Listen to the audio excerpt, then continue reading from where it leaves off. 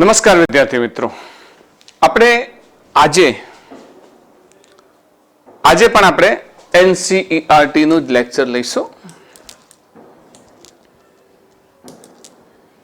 NCERT નું જ lecture લઈશું. હવે એનસીઈઆરટી નું લેક્ચર ક્યાં સુધી લઈશ? તો ચક્રાવર્તનની ત્રિજ્યા સુધી લઈશ. ઓકે, અથવા તો જડત્વની ચાક માત્રા સુધી. હા, જડત્વની ચાક માત્રાનો સિદ્ધાંત પતશે ને પછીના કન્ટિન્યુ 3-4 લેક્ચર હું નીટના લઈશ, કારણ કે ત્યાં સુધીનો ટોપિક પતે એટલે આપણે સળંગ બધા દાખલા લઈ શકીએ. હાલ હું ટોર્કનો લઉં તો ટો ઇઝ ઇક્વલ ટુ આઈ આલ્ફામાં તરત જ આઈ જડત્વની ચાક માત્રા આવે. વળી તમને પ્રશ્ન થાય કે જડત્વની ચાક માત્રા એટલે શું? એટલે જડત્વની ચાક માત્રા પૂરી થશે પછી ટોર્કનો પણ સિદ્ધાંત સાથે લઈ લેશે. ટોર્ક પછી કોણીય વેગમાન, આ બધાના નીટના ટોપિક આપણે સાથે લઈ લઈશું.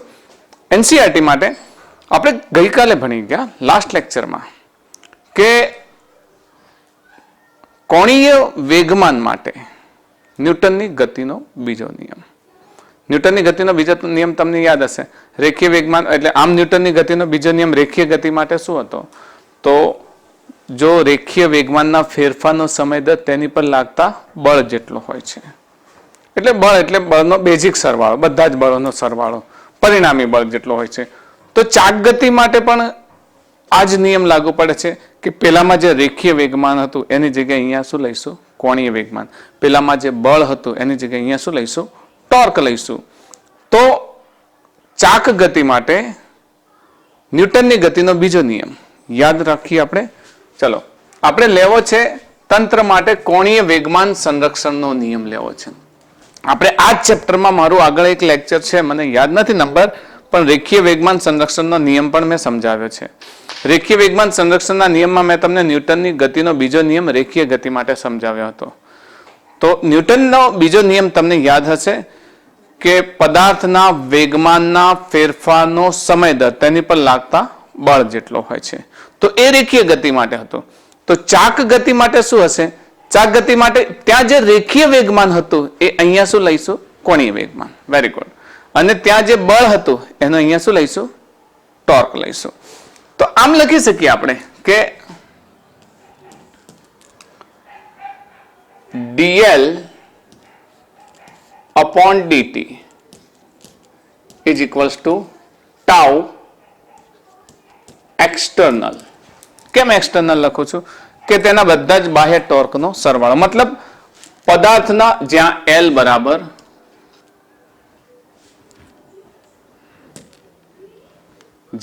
બરાબર કોણીય વેગમાન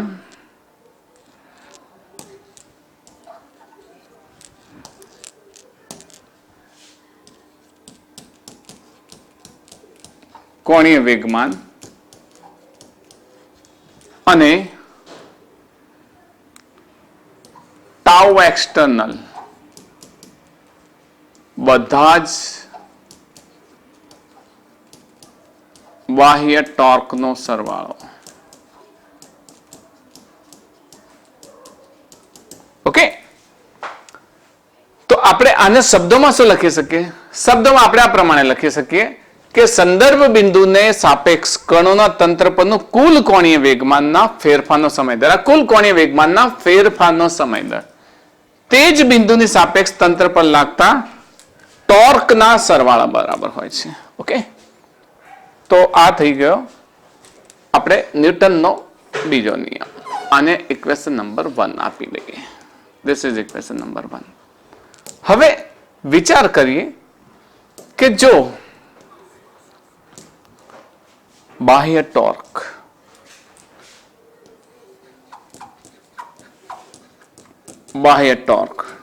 ટો એક્સટર્નલ ઇઝ ઇક્વલ્સ ટુ 0 થાય તો સમીકરણ 1 માં ટો એક્સટર્નલ 0 લખીએ તો પછી આપણે શું લખી શકીએ? તો of course dl upon dt is equals to 0, કારણ કે ટો એક્સટર્નલ શું છે? 0. અને જો વિકલન 0 થાય તો તમે જાણો છો શું થશે? તો આપણે અહીંયા લખી શકીએ L બરાબર અચળ. L બરાબર અચળ રહેવું એટલે મતલબ કે એનું કોણીય વેગમાન, એલ કોણીય વેગમાન છે તો કોણીય વેગમાન અચલ રહે. તો જો તંત્ર પર લાગતું બાહ્ય ટોર્ક શૂન્ય હોય તો તેનું કોણીય વેગમાન અચળ રહે છે. ને આ નિયમને કોણીય વેગમાન સંરક્ષણનો નિયમ કહે છે. This law is said to be conservation of angular momentum. Conservation of angular momentum. Okay? Conservation પહેલા conservation of angular momentum.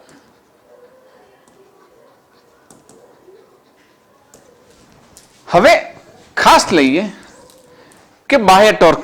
આપણે કોણીય વેગમાન વિશે મેં સમજાવેલું છે તમને કે કોણીય વેગમાન, વાસ્તવમાં કોણીય વેગમાનની ભૂમિકા શું છે. તો કોણીય વેગમાનની ભૂમિકા મેં તમને આ કોણીય વેગમાન શરૂ કર્યું ત્યારે યાદ કરો. મેં કહ્યું હતું કે આમ તમે ભમેડાને એની ધરી ઉપર, ભમરડો જોયો છે ને, ભમરડાને એની ધરી પર તમે ઉભો રાખવામાં તો એ નહીં ઉભો રહે, આમ રાખશો તો પડી જશે. પણ જ્યારે એ ચાક ગતિ કરે છે ત્યારે સ્થિર રહે છે. તમે પેલો સ્પ્રિંગ વાળો બેબ્લેટ લાઇટ વાળો ભમાવો છો, એમાં પણ એ ભમરડો પણ એ જ હોય છે, એમને ઉભો ના રહે પણ ભમતો હોય ત્યારે ઉભો રહે. સિમિલરલી તમે બાઇક ચલાવો છો, એ બાઇક ચાલતું ન હોય ત્યારે તમે બંને પગ ઉપર નથી લઈ શકતા. એક પગ તમારો નીચે આવી જાય, બાઇક ઝૂકી જાય. પરંતુ બાઇક ચાલતું હોય ત્યારે તમે પોતાના તો શું, પાછળ બેઠેલા બે જણને પણ સાથે બાઇક પર લઈ જઈ શકો છો. તો આ બેલેન્સ રહેવાનું કારણ શું છે? ઓફકોર્સ કોણીય વેગમાન. કોણીય વેગમાનના કારણે જ આ બધા બેલેન્સ રહે છે. તો હવે અહીંયા આગળ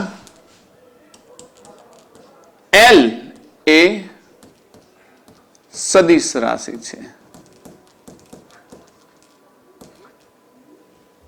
એલ ઉપર આપણે સદિશ રાશિ છે અને સદિશ રાશિ હોય તો એલ બરાબર શું લખી શકાય? એલ એક્સ આઈ કેરેટ પ્લસ એલ વાય જે કેરેટ પ્લસ એલ ઝેડ કે કેરેટ. તો જો કોઈ પણ પદાર્થ હોય, આ પદાર્થ છે, ધારો કે આ કોઈ પદાર્થ છે, તો એનું કોણીય વેગમાન કંઈ પણ હોય તો એલના બધા જ ઘટકો કેવા હોવા જોઈએ? અચળ હોવા જોઈએ. ઓકે, એલના બધા જ ઘટકો કેવા હોવા જોઈએ? અચળ હોવા જોઈએ. અને અચળ હોય તો જ તમે કહી શકો કે તેનું સંરક્ષણ થાય છે. આનું શું થાય છે? સંરક્ષણ થાય છે. એલનું સંરક્ષણ થાય છે. અને એલનું સંરક્ષણ થાય એનો અર્થ શું થયો? કોણીય વેગમાનનું સંરક્ષણ થાય. કોણીય વેગમાનનું સંરક્ષણ થાય નિયમને આપણે શું કહીશું? કોણીય વેગમાન સંરક્ષણનો નિયમ. તો ચલો મિત્રો આને શબ્દોમાં લખીએ. શરૂઆત કરી હતી આપણે ન્યૂટનની ગતિનો બીજો નિયમ ચાક ગતિ માટે. તો ચાક ગતિ માટે જે ન્યૂટનની ગતિનો બીજો નિયમ હતો, પહેલા એમાં શું લખ્યું હતું કે બાહ્ય ટોર્ક શૂન્ય છે. તો બાહ્ય ટોર્ક શૂન્ય હોવું એટલે બધી તરફના ટોર્ક નો સરવાળો 0 થાય.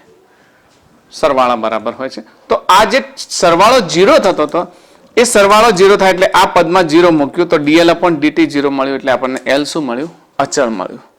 તો શબ્દોમાં આપણે કેવી રીતે લખી શકીએ? તો શબ્દોમાં આ પ્રમાણે લખી શકીએ કે કોણીય વેગમાન સંરક્ષણ નિયમ, જો કણોના તંત્ર પરનું કુલ બાહ્ય ટોર્ક શૂન્ય હોય, એક્સટર્નલ ટોર્ક ઇઝ 0, તો તેનું કુલ કોણીય વેગમાનનું સંરક્ષણ થાય છે. તો L નું શું થાય છે? સંરક્ષણ થાય છે. તો આ સિમ્પલ છે મિત્રો. આ ઘટના આપણે જો સૂર્યચંદ્ર તારાઓ માટે વિચારીએ તો તમે વિચારો કે આપણી પૃથ્વી, ચલો બધી વાત છોડી આપણે આપણી જ વાત કરી કે પૃથ્વી પોતાની ધરી પર 24 કલાકમાં એક ભ્રમણ કરે છે. હવે એક ભ્રમણ કરે છે, આજથી નહીં, વર્ષોથી, સદીઓથી, હજારો વર્ષોથી આ પૃથ્વી એટલો જ સમય લે છે, 24 કલાક એક પરિભ્રમણ પૂરું કરવાનું.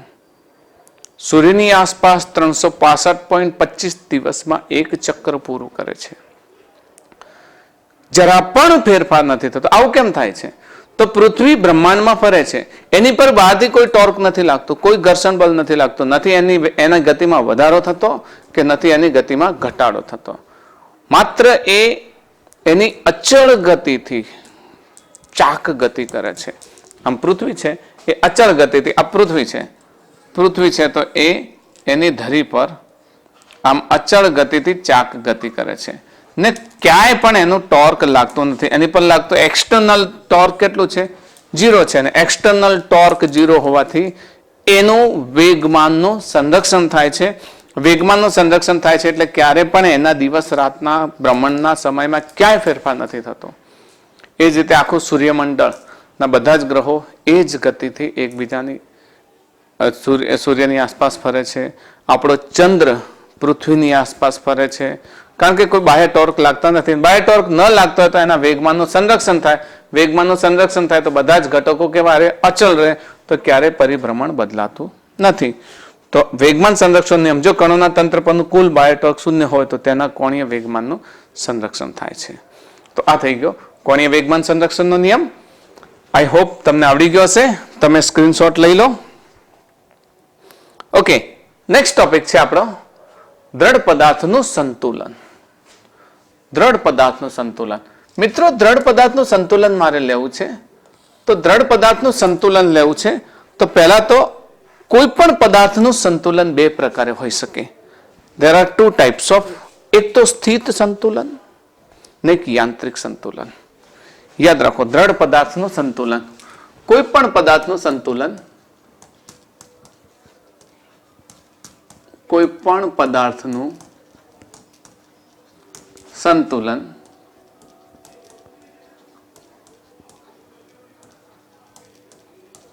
બે રીતે થાય. એક તો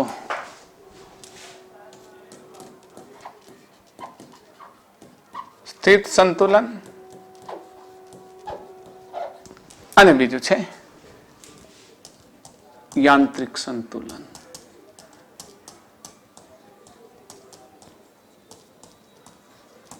સ્થિત સંતુલન અને યાંત્રિક સંતુલન. ચલો સ્થિત સંતુલનની વાત કરીએ.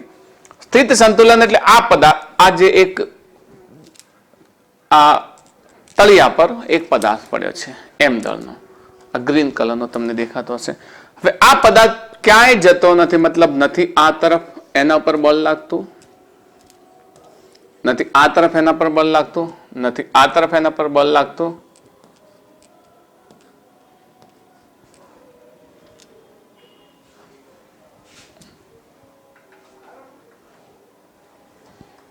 ઓકે, નથી આ તરફ એના પર બળ લાગતું કે નથી આ તરફ બળ લાગતું. બધા જ બળ 0 છે. મતલબ એના પર લાગતું બળ 0. F is 0 for this. F is equals to 0. અને જો બળ 0 લાગતું હોય તો આ પદાર્થ સ્થિત સંતુલનમાં હોય. ઘણી વખત આ રીતે કહીએ તો એના પર કોઈ બળ લાગે, ચલો આટલા ન્યૂટન, તો એટલું ને એટલું એના પર એનું વજન બળ પણ લાગતું હોય. કેટલું? mg. ને સામે લંબ બળ, નોર્મલ ફોર્સ. આપણે આમ નોર્મલી આ તરફ નોર્મલ ફોર્સ દર્શાવીએ છીએ ને આ તરફ mg ફોર્સ દર્શાવીએ છીએ તો પણ ચાલે, એ રીતે પણ ચાલે. ઓકે, નોર્મલ ફોર્સ આ તરફ દર્શાવીએ ને mg ફોર્સ આ તરફ દર્શાવીએ તો પણ ચાલશે. ઓકે, તો આના પર લાગતું પરિણામી બળ પણ 0 છે. તો આ ગતિ કરતું નથી અને ગતિ ન કરતું હોય તો કેવા સંતુલનમાં કહેવાય? સ્થિત સંતુલનમાં કહેવાય. સ્થિત સંતુલન.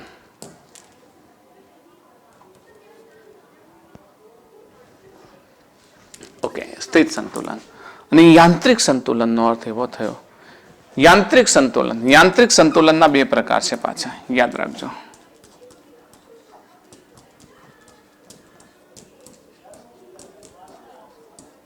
યાંત્રિક સંતુલન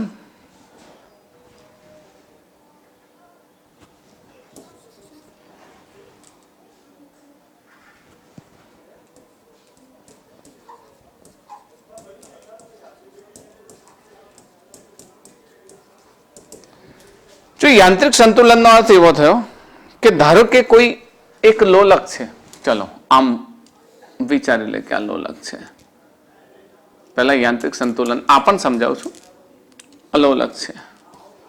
લોલક અહીંયા હશે એટલે mg એના પર અહીંયા લાગશે ને આ ઉપરની તરફ ટેન્શન ફોર્સ તણાવ બળ લાગશે. હવે જ્યારે એને આપણે દોલન કરાવીએ ત્યારે અહીંયા પહોંચે ત્યારે એના આ ટેન્શન ફોર્સ અને નીચે લાગતા mg બળ. તો હવે આ mg ના બે ઘટકો મળશે આપણને. કયા કયા? તો એક આને સમાંતર અને એક આને શિરોલંબ. તો જો અહીંયા થીટા ખૂણો હોય તો અહીંયા mg cos થીટા ને અહીંયા mg sin થીટા. તો હવે આ mg ના બે ઘટક પડી ગયા, જેમાં cos થીટા છે એ આને સમતોલશે, પરંતુ sin થીટાના કારણે શું કરશે? દોલન કરશે, કન્ટિન્યુ દોલન કરશે. તો આવું દોલન એ યાંત્રિક સંતુલનમાં કહેવાય. અને યાંત્રિક સંતુલનમાં બે પ્રકાર છે, યાદ રાખજો. યાંત્રિક સંતુલનના બે પ્રકાર છે. પહેલું રેખીય સંતુલન,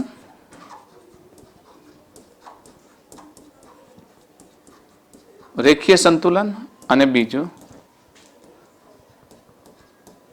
ચાક ગતીય સંતુલન.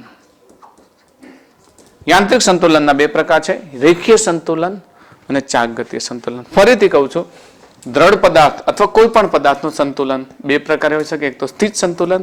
સ્થિત સંતુલનમાં એના પર લાગતું બળ 0 હોય, પદાર્થ ગતિ ન કરતો હોય, કુલ બળ 0 હોય.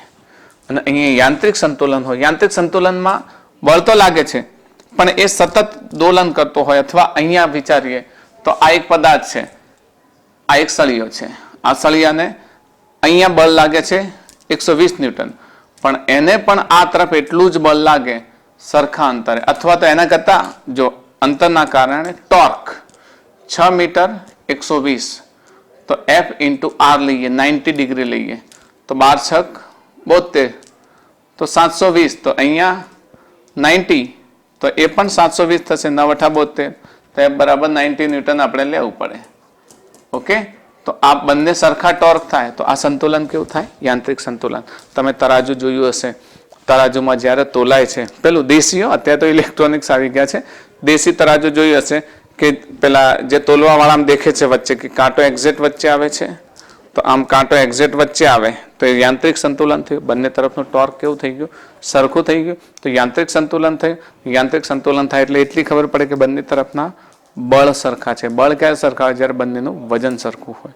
એની આપણે આગળ ચર્ચા કરીશું. બરાબર? તો રેખીય સંતુલન. મિત્રો, રેખીય સંતુલન સમજીએ પહેલા તો રેખીય ગતિ.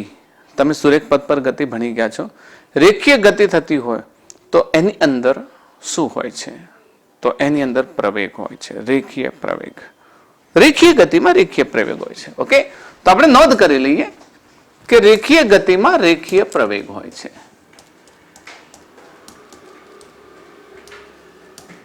રેખીય ગતિમાં રેખીય પ્રવેગ હોય છે. એનો મતલબ કે રેખીય ગતિ કોની અસરથી લાગે? ધારો કે આ પદાર્થ છે, માની લો આ પદાર્થ છે. હવે આ પદાર્થનો mg બળ તો નીચે લાગે છે. ઓકે, mg બળ ક્યાં લાગે છે? નીચે. સામે લંબ બળ લાગે છે, નોર્મલ ફોર્સ લાગે છે. તો હવે આને રેખીય ગતિ કરાવી છે, તો અહીંયાથી આપણે એક બળ લગાવીએ, અથવા આમ લઈ લઈએ, આમ એક બળ લગાવીએ, F બળ લગાવીએ. તો F બળ, આનું વજન m હોય તો F બરાબર શું થશે? ma. એના પર લાગતું બળ F બરાબર ma. હવે જો રેખીય સંતુલન કરવું હોય, રેખીય સંતુલન, તો રેખીય સંતુલનમાં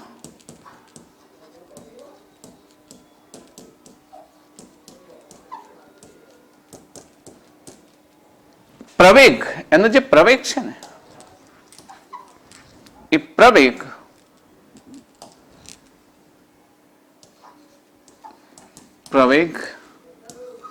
એ બરાબર 0 થાય. અને જો એનો પ્રવેગ એ બરાબર 0 થાય તો એની કિંમત અહીંયા સમીકરણ 1 લઈએ. ચલો, સમીકરણ 1 માં એની કિંમત 0 લો તો F બરાબર શું થશે?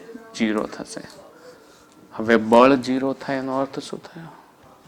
પદાર્થ રેખીય સંતુલનમાં છે. પદાર્થ રેખીય સંતુલનમાં હોય તો એનો અર્થ કે આ એફ એક્સટર્નલ છે, આપણે પેલામાં જેમ લેતા હતા એમ એફ એક્સટર્નલ છે. તો જો પદાર્થ પર લાગતા બધા જ બળોનો સરવાળો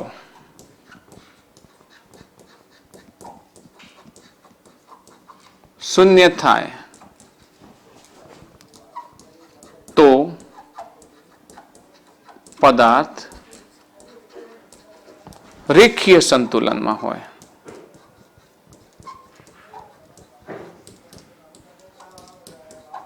ઓકે, એનો અર્થ કે આના પર જેટલા પણ બળો લાગે છે, ધારો કે F external is equals to sigma F external, બધા જ બળો F1 plus F2 plus F2 plus Fn જેટલા પણ બળો હોય બધા જ કેટલા થવા જોઈએ? F1 plus F2 plus F2 plus F external Fn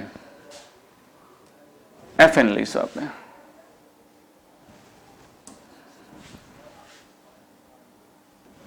Fn આ બધા જ શું થવા જોઈએ? 0. બધાનો સરવાળો 0 હોય તો પદાર્થ રેખીય સંતુલનમાં હોય. આનો અર્થ એવો થયો કે ધારો કે મારી પાસે કોઈ પદાર્થ છે, આ એક પદાર્થ છે, એના પર ઘણા બધા બળો લાગે છે. હું એમ કહું કે મારી પાસે એક પદાર્થ છે, ધારો કે મારું આ એક રિમોટ છે, એક પદાર્થ લઈ લો, આ રિમોટ છે, દર વખત હાથમાં હોય એની વાત કરું છું, આ રિમોટ છે.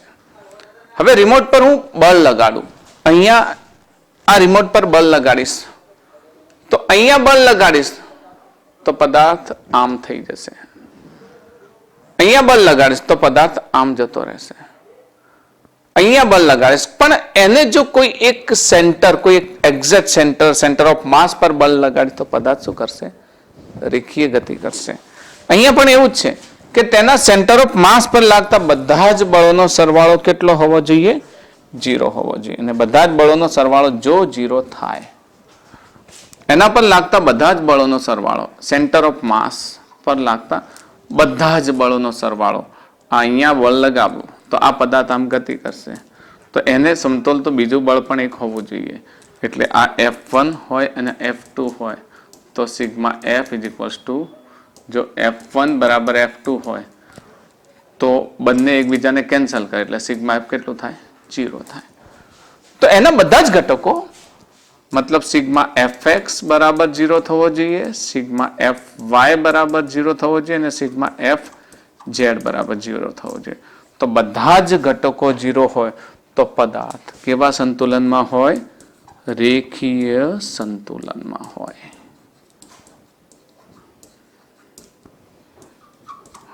પદાર્થ કેવો હોય? રેખીય સંતુલનમાં હોય. ખાસ સમજવાનું છે કે પદાર્થ પર લાગતા બધા જ બળોના ઘટકોનો સરવાળો 0 થવો જોઈએ. તો આ પદાર્થ કેવો હોય? રેખીય સંતુલનમાં હોય. તો એ જ પ્રમાણે જો અહીંયા બળોની વાત કરી છે, રેખીય સંતુલન માટે ઘણી જગ્યાએ તમે જુઓ છો રેખીય સંતુલન વાળી વાત. ક્યાં ક્યાં જુઓ છો? તો કોઈ પદાર્થ જમીન પર પડ્યો છે તો એના પર mg બળ લાગે છે જમીન પર, પણ જમીન સામે શું લગાવે છે? લંબ બળ. ન્યૂટનની ગતિના ત્રીજા નિયમ પ્રમાણે કોઈ પણ બળ એકલું અટુલું હોતું નથી, હંમેશા જોડકામાં ઉદ્ભવે છે બળ. મતલબ તમે જોયું હશે કે તમે એક દડો લઈ અને દિવાલ પર મારો તો દિવાલ પરથી પાછો આવે છે, કારણ કે જેટલું આઘાત બળ લાગે એટલું જ પ્રત્યાઘાતી બળ લાગે. મતલબ બળો જોડકામાં ઉદ્ભવે છે, કપલ ઓફ ફોર્સ. અને કપલ ઓફ ફોર્સ ઉદ્ભવે તો એ બંને સરખા હોય તો એ પદાર્થ રેખીય, વિરુદ્ધ હોય તો પદાર્થ રેખીય સંતુલનમાં હોય. તો પદાર્થ રેખીય સંતુલનમાં હોય, પરિણામે આ પદાર્થ પર લાગતા બધા જ બળોનો સરવાળો શું થાય? 0 થાય. તો આ થઈ ગઈ રેખીય સંતુલનની વાત. હવે આવે છે ચાકગતીય સંતુલન. ચાકગતિ સંતુલન. હવે ચાકગતિ સંતુલનમાં મેં એક અહીંયા પદાર્થ લીધો છે. જો ચાકગતિ સંતુલન, ચાકગતિ સંતુલનમાં આ પદાર્થ છે, આ પદાર્થ પર મારી પાસે આ પદાર્થ છે, આ પદાર્થ પર લાગતા બધા જ ટોર્કનો સરવાળો, સ્કેલ છે મારી પાસે, બધા ટોર્કનો સરવાળો 0 થવો જોઈએ. અહીંયાથી સ્થિર રાખ્યો છે, બરાબર. હવે એક બળ અહીંયા લાગશે તો આમ જશે, તો એને સમતોલ તો બીજું બળ ક્યાં લાગવું જોઈએ? અહીંયા લાગવું જોઈએ. તો પદાર્થ કેવો અહીંયાથી ધરી પર છે તો એક અહીંયા લાગવું જોઈએ. તમે જેમ તરાજુ જોયું છે ને, અહીંયાથી સ્થિર હોય, અહીંયા જેટલું વજન એટલું ને એટલું અહીંયા હોય, તો એ પછી શું કરે? દોલન કરતું બંધ થઈ જાય. તો પેલામાં જેમ બળ લાગતું હતું એમ અહીંયા શું લાગે છે? તો ચાક ગતિમાં બળને બદલે શું લાગે છે? ટોર્ક લાગે છે. બરાબર, આપણે અહીંયા સીધી વાત કરી હતી. અને પેલામાં આપણો કયો પ્રવેગ હતો? રેખીય પ્રવેગ. તો અહીંયા કયો છે? વેરી ગુડ, કોણીય પ્રવેગ. ઓકે, તો ચાક ગતિમાં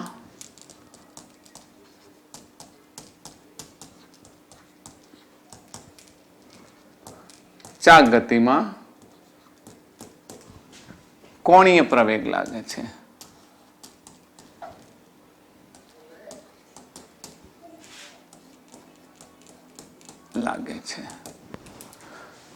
તો અહીંયા ધારો કે ધરી પર ફિક્સ છે, મેં હમણાં સ્કેલ બતાવ્યું એ પ્રમાણે, તો અહીંયા જેટલું બળ લાગે છે એટલું ને એટલું બળ આ શું છે? વિરુદ્ધ દિશામાં લાગશે. અથવા તો હું એમ કહું, ચલો આ ધરી નથી, એમને એમ સ્થિર છે, તો આ તરફ બળ લાગ્યો. ઓકે, આ તરફ બળ લાગ્યું તો એને સમતોલતું બળ આ તરફ પણ લાગે, તો બંને કેવા થઈ જાય? સમાન થઈ જાય. તો આ પદાર્થ પર ફક્ત બંને બળ એક તરફ લાગશે તો આ તો રેખીય ગતિ કરશે. ચાક ગતિ માટે આ પ્રમાણે બળ લાગવા જોઈએ. તો અહીંયા રેખીય સંતુલન માટે એની પર જેટલા ટોર્ક લાગે છે બધા જ ટોર્કનો સરવાળો કેવો થવો જોઈએ? શૂન્ય થવો જોઈએ. અહીંયા સમજીએ કે આ એનું સેન્ટર છે. ઓકે, સેન્ટરથી અહીંયા જેટલું ડિસ્ટન્સ છે એટલું ડિસ્ટન્સ અહીંયા હોવું જોઈએ. હવે ટોર્ક અહીંયા જો F1 લાગતું હોય, અહીંયા F2 લાગતું હોય ને અહીંયા અંતર A હોય ને અહીંયા B હોય, તો ટોર્ક આ તરફથી લાગતું ટોર્ક ને આ તરફથી લાગતું ટોર્ક કેવું હોવું જોઈએ? સરખું હોવું જોઈએ. મતલબ કે અહીં પદાર્થ પર લાગતા બધા જ ટોર્કનો સરવાળો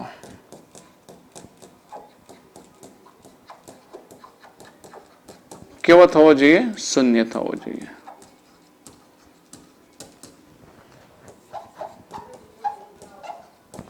સીધી વાત છે કે રેખીય ગતિ માટે રેખીય સંતુલન હતું તો એ વખતે બધા જ બળોનો સરવાળો 0 લીધો હતો. અહીંયા બધા જ ટોર્કનો સરવાળો 0 લઈશું. તો ટોર્કનો સરવાળો 0 લઈએ તો આપણે અહીંયા કોણીય પ્રવેગને આપણે શું લઈશું? આલ્ફા બરાબર 0. તો પેલામાં જેમ F ma હતું તો આમાં ટાઉ I આલ્ફા થાય, તો ટાઉ આના કારણે શું થશે? 0 થઈ જશે. મતલબ બધા જ ટોર્કનો સરવાળો 0 થાય. અને બધા ટોર્કનો સરવાળો 0 થાય મતલબ એક બળ આમ લાગે તો બીજું બળ કઈ બાજુ લાગે? આ પ્રમાણે લાગે. તો ટોર્ક વિરુદ્ધ દિશામાં લાગે છે. ને વિરુદ્ધ દિશામાં લાગે એટલે પદાર્થ શું કેવા સંતુલનમાં હોય? ચાક ગતીય સંતુલનમાં. તો ચાક ગતીય સંતુલનમાં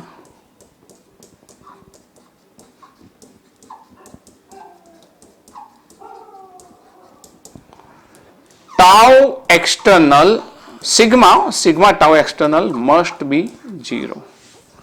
sigma tau external must be 0. હવે એના જો ઘટકો હોય x y z, કારણ કે tau શું છે? સદિશ છે. tau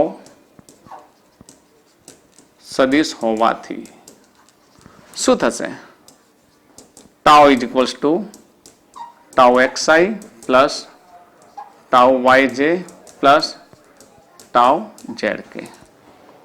तो tau xi is equals to 0, tau yj is equals to 0 and tau zk is equals to 0.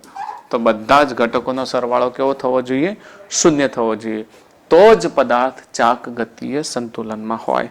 મતલબ ટોર્કના બધા જ ઘટકોનો સરવાળો શું થવો જોઈએ? શૂન્ય થવો જોઈએ. બધી દિશાના ટોર્ક 1 2 3. આમાં શું છે કે જ્યારે ગતિ લાગે ને મિત્રો ત્યારે પદાર્થ પર એક તરફથી નથી લાગતું બળ, આ તરફથી પણ લાગે, આ તરફથી પણ લાગે, આ તરફ પણ એનું જે અંતરના આધારે જે ટોર્ક લાગે છે એ ટોર્ક હંમેશા શૂન્ય થવું જોઈએ. એના બધા જ ઘટકોનો સરવાળો શૂન્ય લાગી શકે ટોર્ક.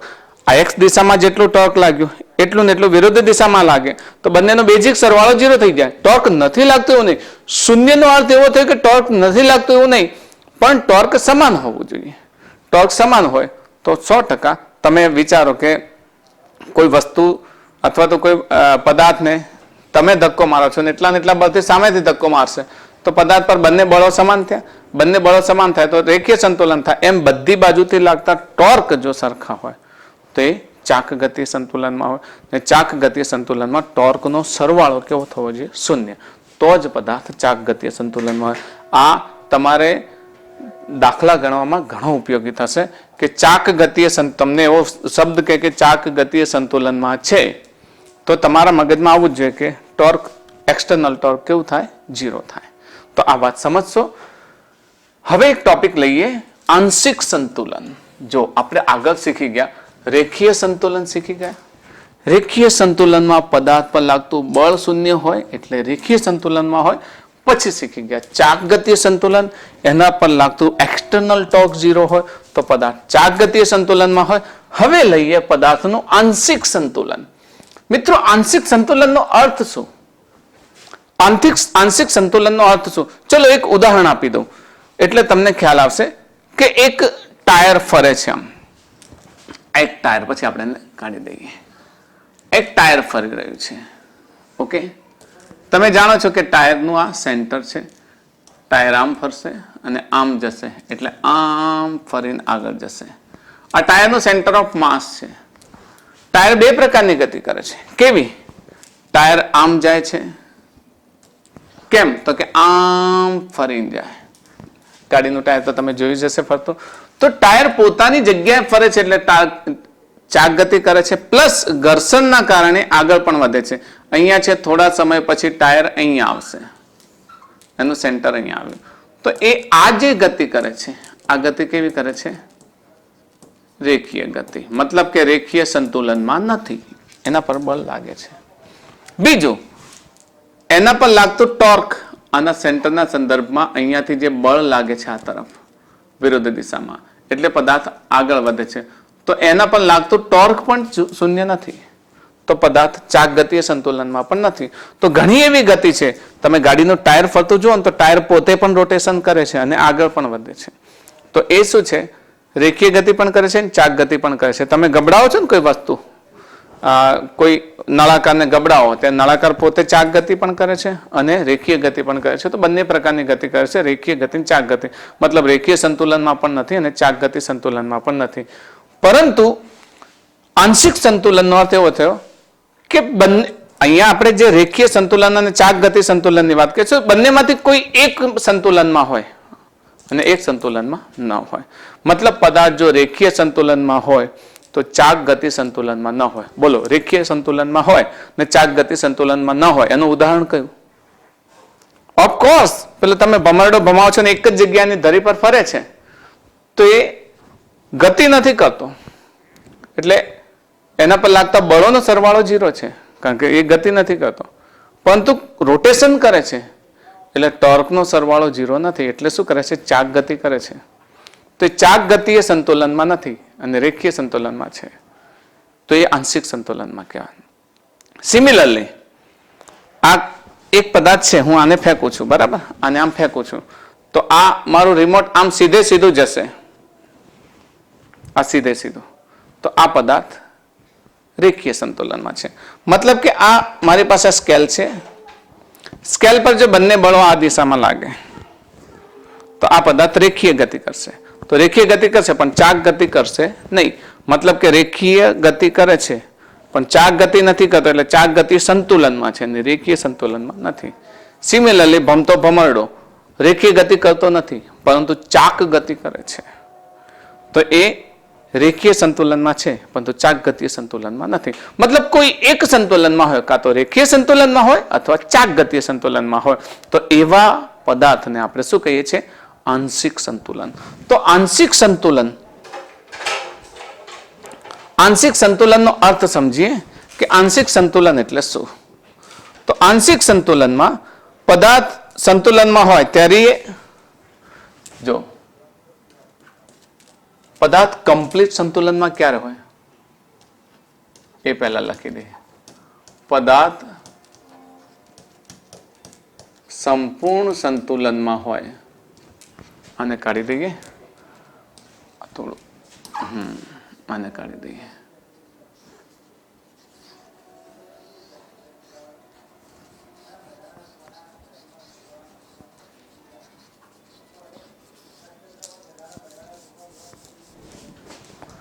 તો પદાર્થ સંપૂર્ણ સંતુલનમાં હોય,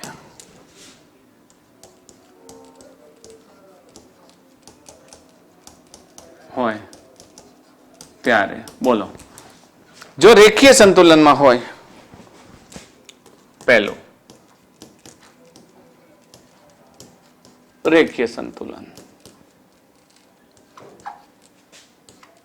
રેખીય સંતુલનમાં હોય ત્યારે શું થશે? તો રેખીય સંતુલનમાં all f external is equals to 0. અને ચાક ગતિય સંતુલનમાં હોય બીજો,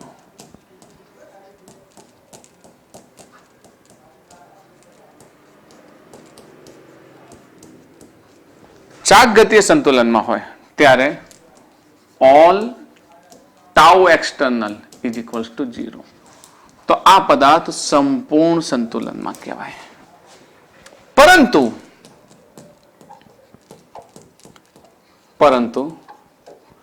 જો પદાર્થ આંશિક સંતુલનમાં હોય,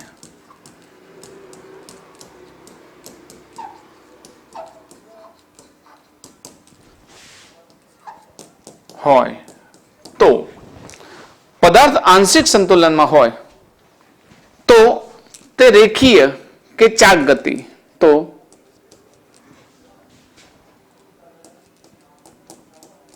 તે રેખીય કે ચાક ગતિ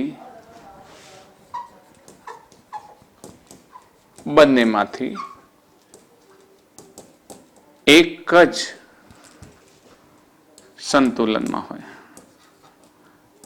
એક જ સંતુલનમાં હોય. ને રેખીય કે ચાક ગતિ બંનેમાંથી એક જ સંતુલનમાં હોય તો મતલબ કે જો f external is equals to 0 તો sigma tau external is not equal to 0. કારણ કે f external 0 હોય તો કેવા સંતુલનમાં થયું? રેખીય સંતુલનમાં. તો ચાક ગતિ સંતુલનમાં ન હોય. પહેલી વાત. ઉદાહરણ લઈએ ચલો. એના પર લાગતા બધા જ બળોનો સરવાળો 0. તો ઉદાહરણ લઈએ. તો પણ ટોર્ક 0 નથી. તો સીધી વાત છે, સીધું ઉદાહરણ છે. આપણે હમણાં જ વાત કરી કે જો કોઈ ધરી પર આ ફરે છે, ભમરડો ધરી પર ફરે છે, ઓકે, ભમરડો ધરી પર ફરે છે, તો ભમરડો ધરી પર ફરે છે એટલે ગતિ કરતો નથી, પરંતુ એ પોતાની ધરી પર ચાક ગતિ કરે છે. તો ચાક ગતિ કરે એનો અર્થ શું થયો? તેની પર લાગતા ટોર્ક. કેમ ટોર્કનો 0 સરવાળો? ટોર્ક 0 નથી થતો કારણ કે ભમરડાને જ્યારે ભમાવવામાં આવે ત્યારે આપણે પેલી જૂની પદ્ધતિ ઉપર અનુસાર એના પર દોરી લપેટતા હતા, અથવા નવી પદ્ધતિ અનુસાર શું છે કે પેલા એના લોકમાં ફસાવીને તમે ફેરવો છો એટલે અંદરની સ્પ્રિંગ છે ફરે, સ્પ્રિંગ ફરે પછી જ્યારે ઉપરથી સ્વિચ દબાવો એટલે એને એક ગતિ આપે છે. ગતિ આપે છે એટલે એના પર ટોર્ક આપે છે. ટોર્ક આપે તો એક તરફ ટોર્ક લાગે એટલે એક્સટર્નલ ટોર્ક 0 હોતું નથી. ને એક્સટર્નલ ટોર્ક 0 ના હોય પણ એ એક જગ્યાએ ફરે છે. અથવા તો વિચારો ને કે કોઈ મશીનરી છે, તમે લોટ દળવાની ઘંટી જોઈ હોય તો એનું એક ચક્કર છે ભમી રહ્યું છે, ચક્કર ભમી રહ્યું છે પણ એ ગતિ નથી કરતું. તો ચક્કર કેમ ભમે છે? કારણ કે એને અંદરથી મોટરની પુલ્લી સતત ટોર્ક આપે છે. તો ટોર્ક 0 નથી. Torque tau is not equal to 0, but force external force 0 થાય છે, એના પર એક્સટર્નલ ફોર્સ નથી લાગતું. દાખલા તરીકે આ મોટર છે કોઈ, બરાબર, આ મોટર દ્વારા આ જે પુલ્લી ફરે છે, આ પુલ્લી ફરે છે, તો એ પુલ્લી ચાક ગતિ કરે છે. ચાક ગતિ એને ટોર્ક આપવાનું કામ કોણ કરે છે? મોટર કરે છે. અને મોટર કરે છે એટલે એ ચાક ગતિ કરશે તો એના પર લાગતું ટોર્ક 0 નહીં હોય, પણ એ રેખીય ગતિ નથી કરતું એટલે બળ 0 હશે. તો આ થઈ ગયું આંશિક સંતુલનમાં નો ઉદાહરણ નંબર 1. ઓકે, બીજું ઉદાહરણ આપો. ઉદાહરણ નંબર 2. ઉદાહરણ નંબર 2 માં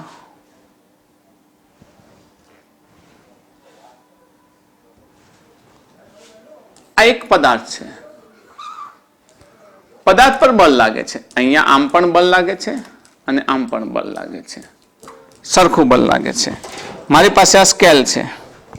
સ્કેલ પર બળ લાગે છે તો આ સ્કેલ આમ ગતિ કરશે, આ પ્રમાણે, ને આ પ્રમાણે ગતિ કરશે તો આ એની રેખીય ગતિ છે. એ આમ ગતિ નથી કરતો, આ ચાક ગતિ કહેવાય, પણ એ આમ ગતિ કરે છે.